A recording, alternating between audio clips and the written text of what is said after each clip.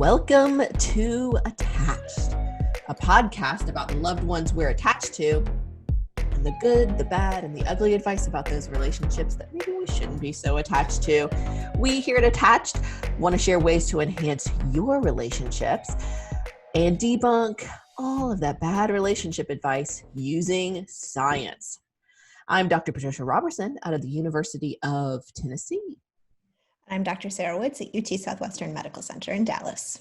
Jacob is unable to be with us today, but that is okay. You get the wonderful Sarah and myself to supplement as best we can. Today, I get to bring you something amazing and Poppin Culture. I'm very excited. We talk about one of the shows that I have been absolutely obsessed with during this pandemic we're in. Then in the academic deep dive segment, we're going to discuss the academic article, Feeling Stuck, exploring the development of felt constraint in romantic relationships. And then, in good or bad advice, we are going to take a trip back in history. We're going to discuss a couple therapy episode from a show I may or may not have recently been watching, Hart of Dixie. Wow. I don't really want to fully admit to that because it's a touch embarrassing, but whatever, we're going for it. It's too late. It's out there.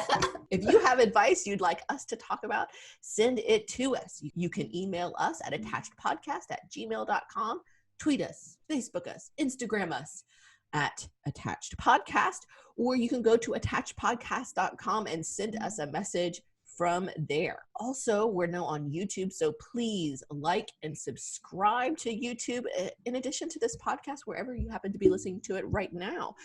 Remember also, rate and review the podcast because, we want to know what you think, if you like it. Anyway, before we get to all of the wonderful things in this episode, Sarah, how's it going? How's your week been? What have your dreams been like? My dreams. I've been sleeping really, really well. I think I've been busy surviving a pandemic. I've been eating different kinds of cake this week. Yeah, I don't even really like cake. But it's, a coping skill I've picked up in the last week and a half. I've tried carrot cake. Okay. Carrot cake is really up there. Yeah, not typically, but apparently COVID-19 brings a new flavor to my flavors. A new flavor to my flavors. I love that. Cheesecake. I've tried cheesecake. Yeah, my dad shipped some half moon cookies, which are like a really important specialty in Syracuse, New York. And so I've been eating those also. So food is a coping skill. 100% it is. I think we've done some research on that, in fact, about how food is a coping skill. But we don't need to talk about that right now. I also don't really necessarily love cake. I really prefer pies. Absolutely. In fact, at my child's, they have this fall festival every year. Obviously, they're at their school. Obviously, they're not doing it this year. But there's a cakewalk, and I sign up every year to bake cakes for the cakewalk, and I never make a cake. I always make multiple pies because pie are the superior pastry. There's so much. Absolutely. Yes. So Next week pies. Next week pie. Technically, I've heard that cheesecake is actually a pie. Fantastic. So, I'm checking all the boxes. Yeah. Look at you. So this week, one of my dear friends sent me a text and it said, after 1 year, I finally finished episode 3. So all the text said.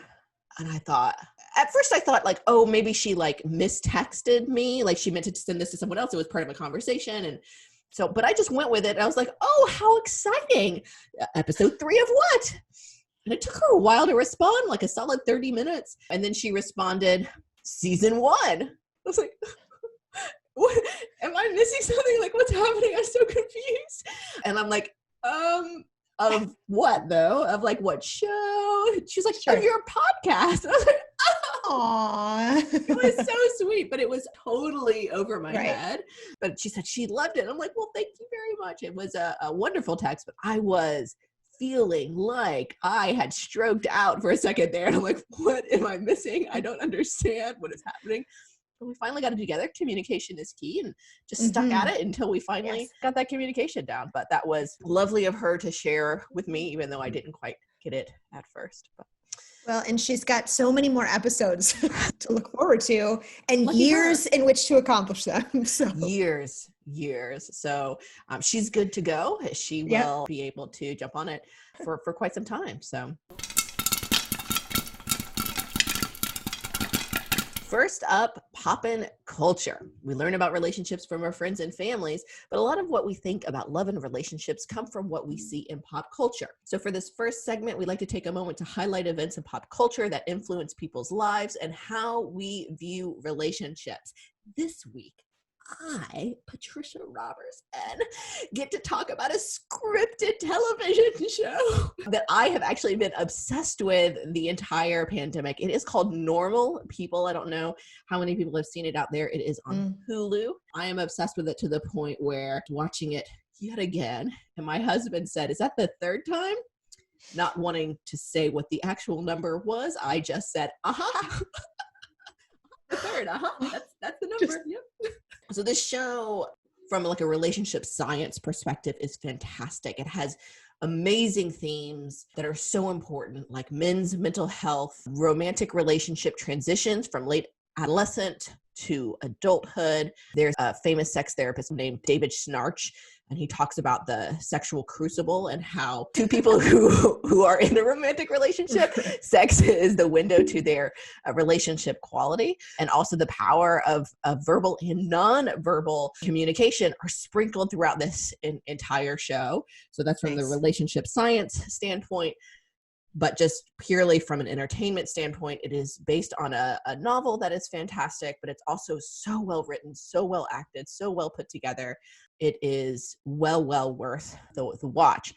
But despite all of those amazing themes, today I wanted to highlight yet another wonderful theme in Normal People. It's the healing power of healthy, supportive relationships. So often in television shows, we see how kind of romantic relationships or relationships can kind of break us down or make us feel bad about ourselves. We don't often see how a relationship or supportive relationship can really help us come out of hard times. So a little bit of background about this show. The two main characters are Connell and Daisy. It's set in Ireland, and it follows these two individuals from what I think is the equivalent of like the senior year of high school through college, and they're friends, but occasionally become romantic partners. But it just follows the trajectory of their relationship through that time. So Connell, throughout that time, battles with a lot of anxiety. And Daisy comes from a verbally and sometimes physically abusive family home and deals with that and how it impacts her self-worth and how she views herself as contributing to relationships, but also just in general, her self-worth. As they grow in both into adulthood and in their relationship, you see them kind of support each other through these dark times. Connell has his anxiety kind of grows and manifests more strongly throughout college, and you see him finally seeking therapy because of friends recommending him do that. And you see how Daisy supports him through that. Even though they are living apart, they're very supportive of each other through that. And Daisy continues to deal with her abusive family, and Connell kind of helps give her strength to stand up for herself and step away and recognize her self-worth is not what her family believes her self-worth is. It's very, very powerful. And at the end, not to give anything away, if you don't want any spoilers, fast forward about 5 minutes, they start to recognize how important their relationship is to each other and how they've helped each other be who they are. It's a very powerful moment. In fact, I have a clip, and in this clip we see Connell has decided to take an internship and is moving away from Ireland, and he asks Daisy to move with him.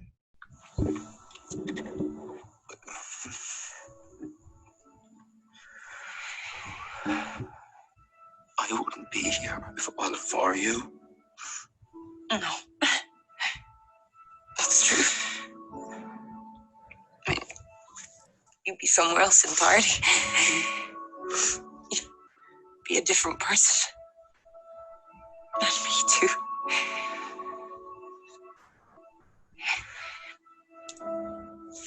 We have done so much good for one another. You know I love you. And I'm never going to feel the same way for anyone else. I know.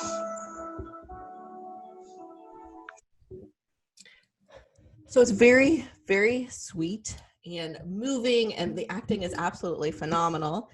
But it's amazing how they're able to recognize, and of course it's scripted, but they're able to recognize how much good they've done for each other, sit in the moment and appreciate it. And so often we have people in our lives that, you know, we know that they have influenced us, they have changed our lives for the better, but I don't think we maybe do what Connell and Daisy do and, you know, like tell each other, like, you're so important to me, you've changed my life for the better. And even though we might be parting or we might not be in each other's lives similarly, I just want you to know that you mean a lot to me, right? You've changed my life for the better. So I love that moment. I love how they're able to be open with each other, and just the power of how over the past years they've been able to do so much good for one another. Love the show. You gotta watch it. You've volunteered to watch that scene 3+ times. I just struggled to watch it once. Oh my goodness. It must be. Yeah. The rest of it very worth it. Yeah. And it's that scene in particular is just a wonderful culmination of all of the things that they've been through together. So while it is a tearful scene, you also see Connell smile a lot through so much growth through the entire thing. Actually, throughout that whole entire thing, Daisy is actually the actress. Sorry, it's Connell and Marianne are the actors, and Daisy and Paul are the actors. So I messed that up.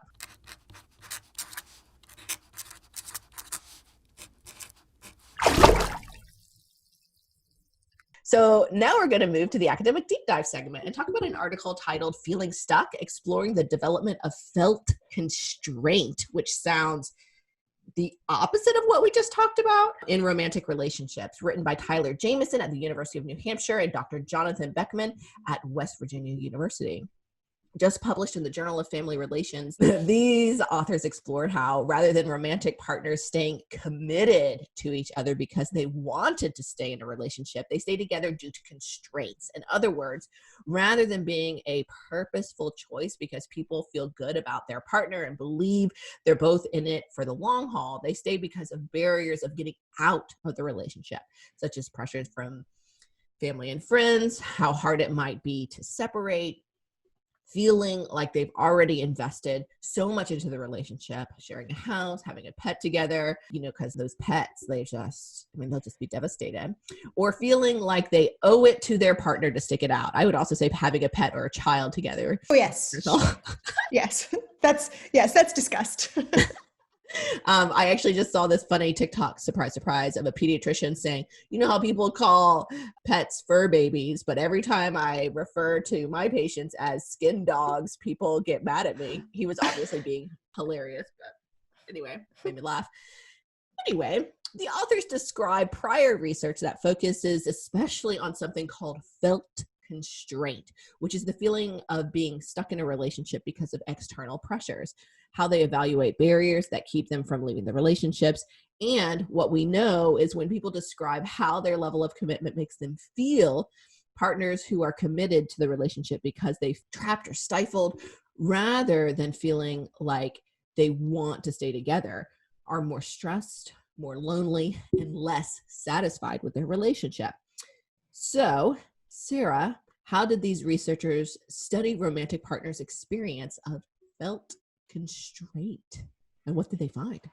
Yeah, so I think one thing that they point out that's important is that having barriers to leaving a relationship isn't necessarily a bad thing. It can help keep relationships together, obviously, to have kids or a fur baby. A skin dog, as a skin puppy, as some people refer to them. Right. It becomes a problem, though, when somebody in the relationship thinks that they might not want to be in it, or they're unhappy. Yeah. And so felt constraint is when it's especially bad to have barriers. And actually what happens is, even though these relationships get stretched out, as we will talk about, they are more likely to end when people start to feel stuck. So they focus on, in this paper, on young adults in stuck relationships, which they define as these partnerships in which at least one person experienced felt constraint. So they did relationship history interviews of 35 participants between the ages of 25 and 40, which I really appreciate that is their definition of young adults. Yeah. Thank you very much. Yeah. Average age was 32, so I'm feeling pretty good. They were 86% white, 64% female, 64% heterosexual, and these participants had had at least one romantic relationship. So they first made a genogram of the immediate family. So they drew a picture of this participant and everyone that was in their immediate family to be able to get a visual of who they were connected to. And then they co-created a romantic history timeline, a visual timeline, beginning with the first time that they were romantically involved with somebody. So they wrote down the names and the ages and how long these relationships lasted. So they had a picture. Oh, so not just one relationship, it was all of their relationships. All of them. Wow. Their relationship Clever. history. Yes, their timeline.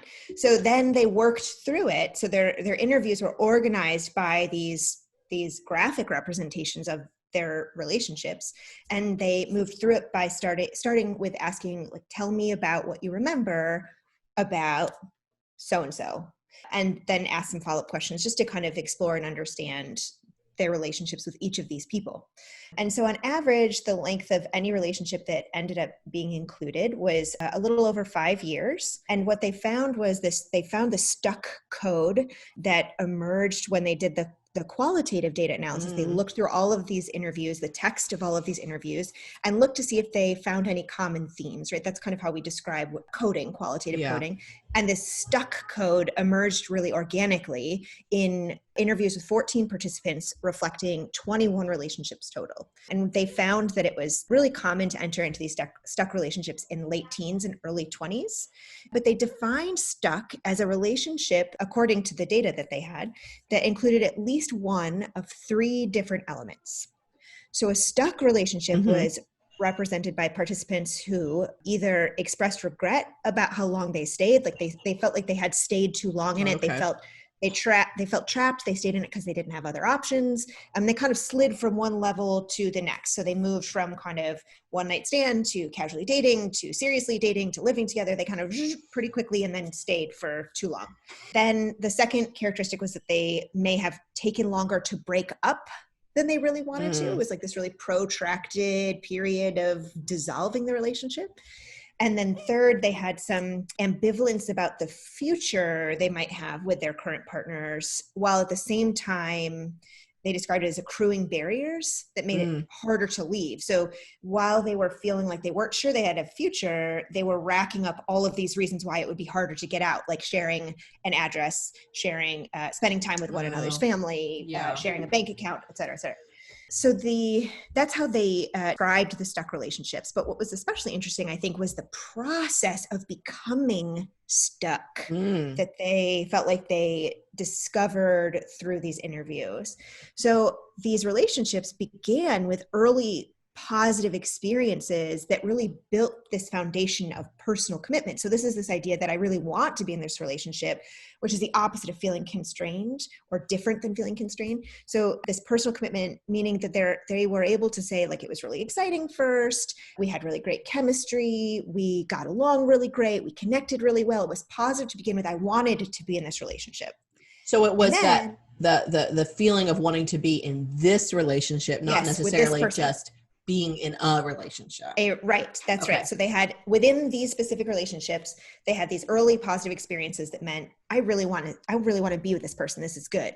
But then they started to accrue these barriers to breaking up. So they don't want to any longer just kind of be in the relationship because they want to, but they start to be in it because of circumstances that mean they kind of feel like they need to stay in it, like they need some place to live, or they are living together, they have children together, they become really involved with their partner's family. So their lives kind of get weaved together in ways that that make it harder to separate. And as this goes on, they start to sustain this partnership. They stay in the relationship despite starting to feel like they're less and less satisfied. Their satisfaction is going downhill. But they describe this process, these participants, about like trying to hold on to positive moments, even though they were fewer and further between. They would try to kind of hold on to those. Like it would be maybe sometimes indicators of it could get better. I just kept expecting that it could get better. They would spend time maybe reflecting on all of these early positive experiences and good times. Like it wasn't always this bad. So they go through this real cognitive process of things aren't going well. I don't feel good in this relationship, but maybe I kind of had low expectations to begin with, and this isn't that much worse than I thought it would be. So kind of like cognitively talking yourself out of your feelings. Yes.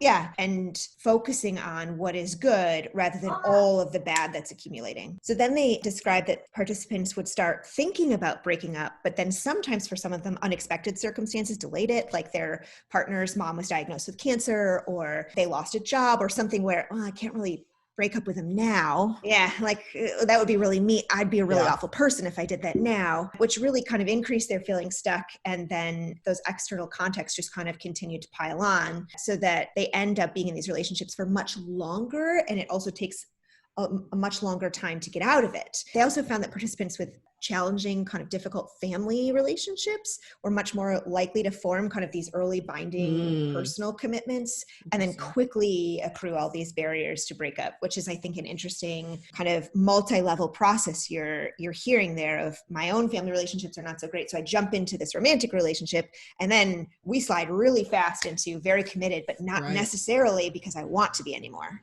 Right. Interesting. Then they describe third, this process of getting unstuck. So how do people kind of get out of it? So again, out of the 21 relationships that they identified, people said 19 were dissolved. They'd broken up. It took a long time for these relationships to end, and people really weighed these positives and negatives. And part of what helps them get out of it, which is what I think your clip in Poppin Culture is really highlighting, is that they became more aware of alternatives outside the relationship. Yeah, okay. So they got job offers elsewhere, or they went off to college, or they started to mature out of the relationship and see other options that might have been there for them that helped them kind of get unstuck and out of this position. So deciding a relationship was unhealthy or unsatisfying was really only the first step. They really had to extract themselves from all of these different constraints that they had built up in the process. What I think was really interesting is that they said that women found it especially difficult to put their own needs above concerns for their partners. They had this real sense of obligation to stay with their partner. Yeah. It's like a gendered socialization of what the role of women are. Once I'm in it, I really can't get out of it because I feel like I owe it to you to stay here, which is a really miserable reason to stay in a relationship. I'm really fascinated where they got those messages from. I mean, I know society, obviously, but that would be an interesting thing to explore, obviously, your research. Right. And potentially using that genogram, are there other ways you got these messages informed by your immediate family? I think there's a limitation to this project that they're interviewing one person out of these stuck relationships. It would be really interesting to know what their partner's perspective was, whether or not they felt stuck at all, or you could imagine that someone might feel really stuck if their partner was really wanting to be in the relationship and you're like, oh, that's just not how I feel. Well, maybe I'll just keep waiting it out and see if it comes back around. But I think it's a really nice interview example of kind of outlining this process that happens for young adults in their 30s. No, especially in their 20s, I said. Sorry, I believe they included people who are 40s, so. Yeah, it's so true. Yeah, that's so true. Most of these relationships happened when they were younger, but it's fine. We all fit in the definition. So I think what's really important about this research is it really does a lovely job of capturing people's experiences of what this feels like to be stuck in a romantic relationship and the real consequences that come from sliding into next stages of a relationship. This decision-making that happens in a way that's not very active or intentional. It's not very deliberative. They just kind of end up with the same address and the same closet, and now they're married, and then they have kids, and they just all of a sudden are like, wow, how did I get here? That was supposed to be a one-night stand. And they spend lots of years in these relationships feeling not great about them. So I think there's real consequences of that and how important it might be to be more intentional about the decisions we make about entering into relationships, but also about moving along in next steps and next phases and how we define relationships and how we decide to stay individually and also together as a partnership. Yeah. Because I think that was my other takeaway, the other reflection I was having reading this paper. In therapy, sometimes we talk about getting unstuck. When we're stuck in therapy, we feel like we've come to an impasse with an individual or a couple or family. We start to think about what's a way I can get unstuck in here? How can I help kind of shift gears? And one way we talk about doing that is expanding the system, bringing another person into the conversation. Maybe me as a therapist, I talk to a colleague or a supervisor, and I have to get someone else's perspective to help get me unstuck. Or I bring other people into the therapy room because there's some information missing or there's a perspective missing or change can't happen here because we're missing a key player. Yeah. And bringing that person on board can just help to shift perspectives. It can be a really powerful move to get unstuck. Get you out of that cycle of thought and behavior or whatever that is that you feel stuck and not able to move forward.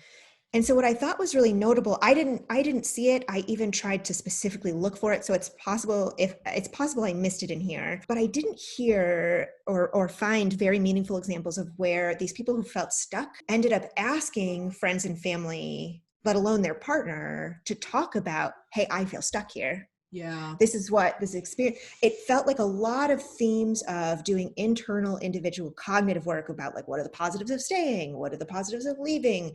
Why should, now I'm obligated to stay. Now she has a family member in the hospital. Now her dad has died. Now, I mean, it was like a lot of this internal cognitive work about, I feel like I don't really want to be here. I feel really stifled. I have other life goals that aren't being met, but never kind of expanding the system necessarily, at least in how they've reported their data here, to get other perspectives, which I think can be a tricky process when you ask friends and family for input on your romantic relationship. I think it's a careful line to walk. But maybe also that's what contributed to them being stuck, is that they never either solicited or listened to advice outside of their own small system.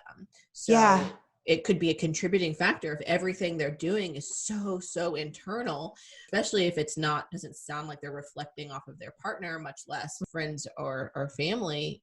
It could be a reason why they got stuck, because also it sounds like these individuals, some of them, because there are 21 relationships, but a fewer number of people. So sometimes people get into multiple stuck relationships. So it could be part of a pattern. Of course, I'm wildly extrapolating from this study, but thinking about if you feel stuck, I like what you're saying, expand your system, because perhaps being internal and only thinking about this stuff within your own head is contributing to your feeling stuckness or these feelings of constraint.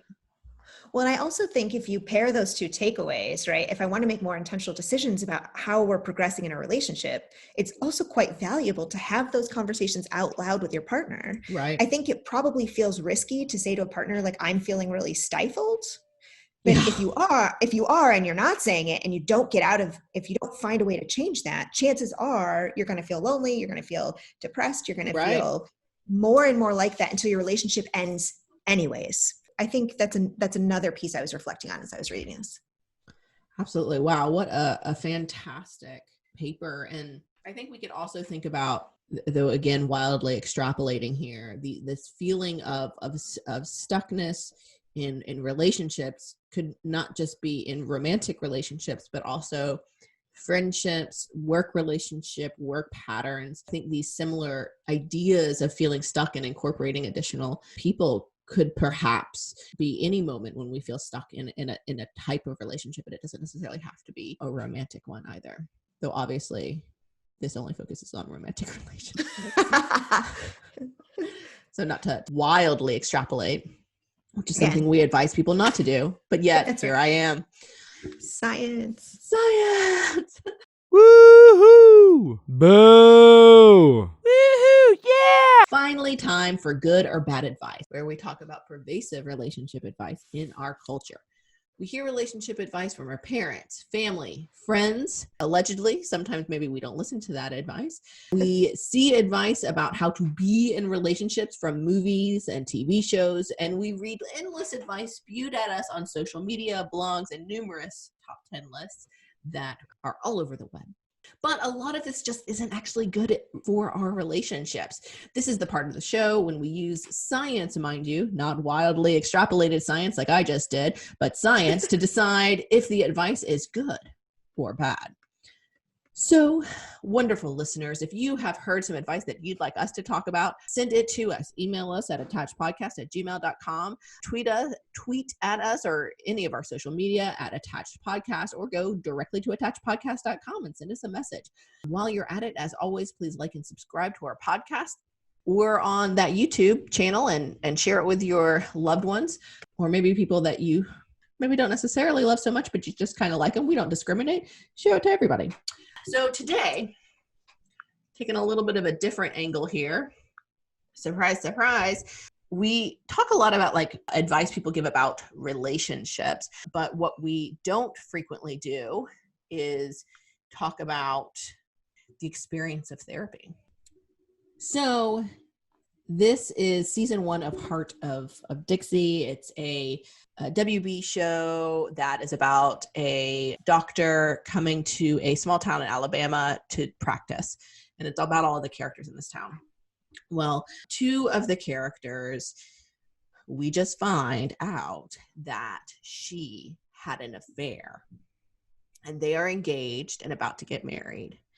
So he wants to break up, but they are recommended to go see their counselor, who also happens to be the person who is marrying them, their minister.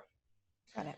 So he gives some advice. So I am going to play his advice, and I want to see what you think as a couples therapist. Are you ready? I am. There are 3 segments. So here's segment 1. St. George is angry.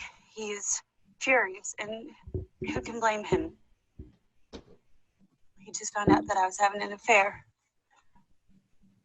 A what now? It was a year ago, and it was a horrible mistake. And I know that the wedding is coming up in 2 weeks, and that may not be enough time for George to forgive me, but I will do anything for another chance. No. Thank you for that, Lemon. I know that wasn't easy. George, what Lemon did was an enormous transgression, one that I can't expect you to take lightly, but clearly she still loves you. Now, is there any hope that in time you will be able to forgive her? This isn't about forgiveness, Reverend. This is about our relationship, and the foundation of our relationship is broken. And I don't know if I love her. He said, I don't know if I love her anymore. Initial thoughts. My first thought was, is that Jason Street from Friday Night Lights? I'm pretty sure it is. I love that show. Also, that accent is really, it's the accent I use for therapy, actually. I mean, my first concern is he does 0 information gathering. It takes him 3 seconds, 5 seconds maximum to decide that he understands the full picture and jump right into, here's how I judge what happened. And here's where I really hope personally, because I'm personally motivated to promote marriage. Yeah. Mm-hmm. To jump in and guarantee your goal is to continue to move forward, because obviously she's so sorry. She's so sorry. Okay. Woof. So maybe not the best intro for a couples therapist. No. Now, you don't know. That's a key phrase. George, you're in pain. Pain, sometimes it can cloud the truth, which is why I cannot, in good conscience, let you end this without at least trying counseling. Yes. Now, just to find some clarity, please, just a few sessions.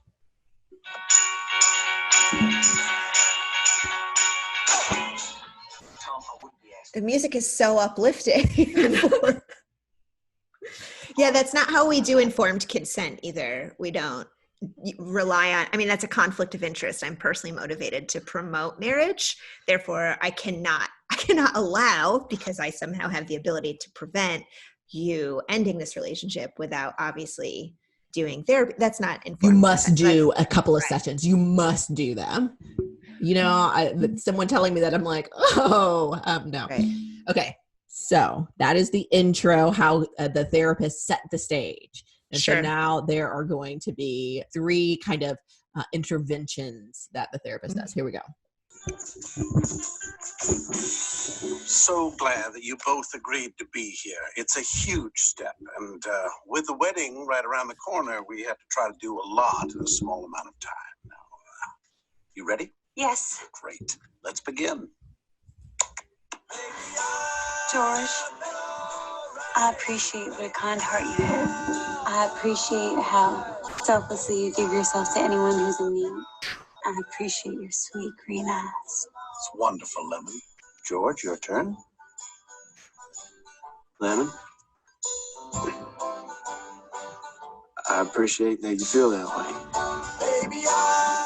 So, use the So that was intervention 1. I think it was making them tell each other what they appreciate about each other. Thoughts? Sure. So the wedding has become one of these constraints now that we just talked about in the academic deep dive.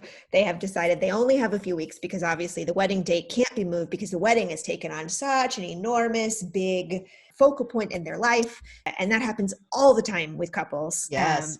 So problematic therapy, because the couples therapist could certainly discuss with them, how do we give you all more time to work on this relationship if you both are interested in doing that, which obviously one of them, again, is not consenting. Not at all interested in doing it. Segment number 2. Use the paddles to express your emotions right now. Go ahead.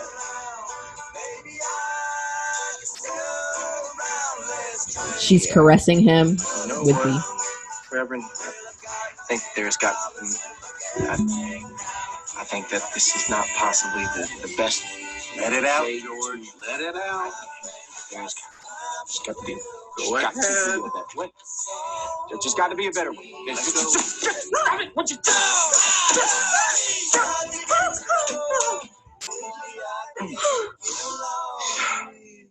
You're gonna be very mad at that thing. So he takes the foam bat and starts trying to break it and then throws it away. So that technique, I know we've seen there's so many like therapeutic things, and it's about hitting each other, expressing your feelings. I've seen it in other TV shows. I've never actually been taught that, but I'm curious what you think. Yeah, so just a reminder, it's unethical to practice couples therapy without any training in couples therapy. And also, when you're seeking a couples therapist, important to look for their qualifications and their licensure to make sure that they're actually qualified to do the work that you're asking them to do.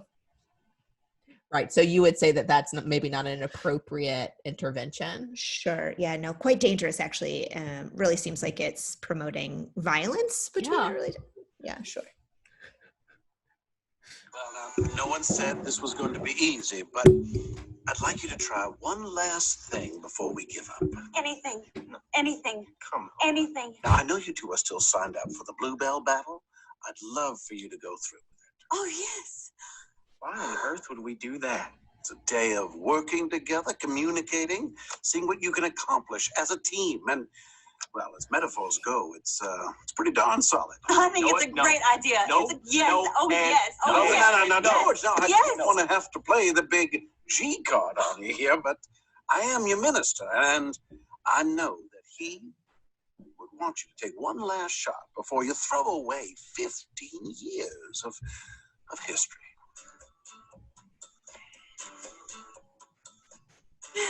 Yeah, Irma, just out of curiosity, as one who look. Thoughts? Sure. So also sometimes can be problematic when you have a dual relationship with your clinician. So he has not only a vested interest in promoting marriage, but also promoting their marriage and using his former relationship with them as his minister to push that through. Again, not consensual, but also there are lots of people who reach out to faith leaders for guidance in their marriage. And I am hopeful and certain, based on lots of good feedback we hear, that that's not necessarily the coercive way in which those faith leaders usually try to help them heal. There's been, at least in these clips, there's no work on the actual infidelity or what happened in their relationship, just a desperate attempt to prevent them from ending it. Yeah. Which is really unhelpful.